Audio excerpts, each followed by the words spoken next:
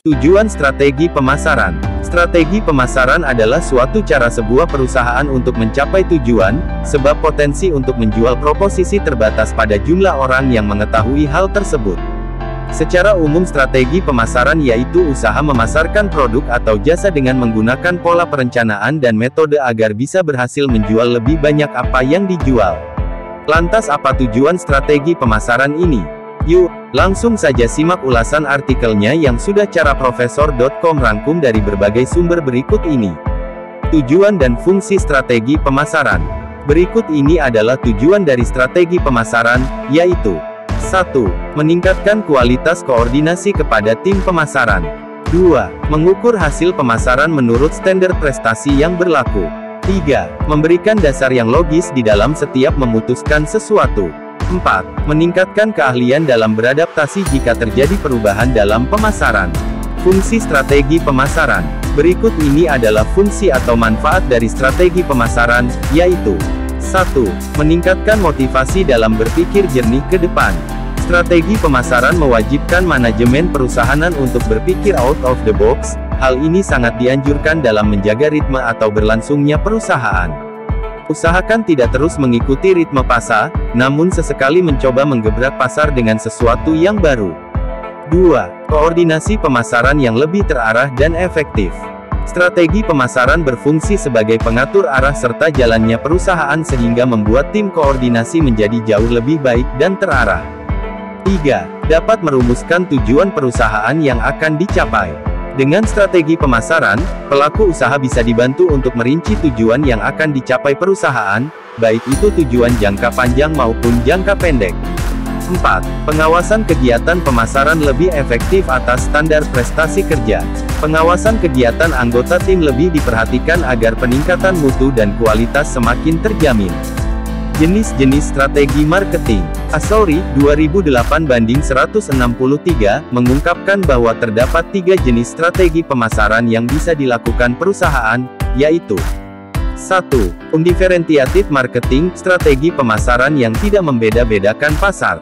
2. Differentiated marketing, strategi pemasaran yang membeda-bedakan pasar. 3. Concentrated marketing, strategi pemasaran yang terkonsentrasi.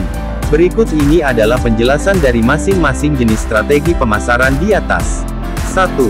Undifferentiated marketing, strategi pemasaran yang tidak membeda-bedakan pasar.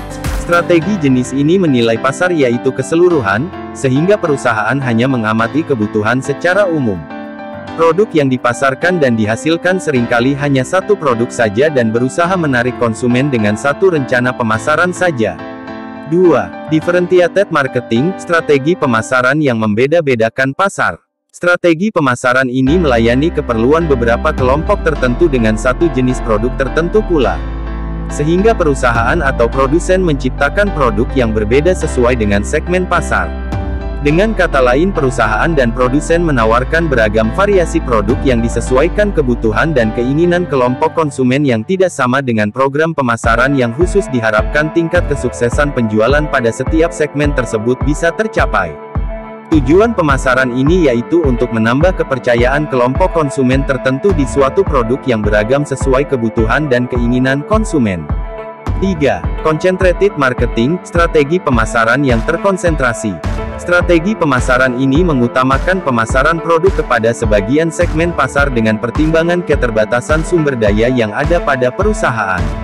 Keuntungan strategi ini yaitu perusahaan akan mendapatkan posisi yang kuat di segmen pasar yang dipilih. Karena perusahaan akan lebih fokus dan memiliki pengalaman yang lebih baik di dalam melakukan pendekatan untuk memenuhi kebutuhan dan keinginan dari konsumen.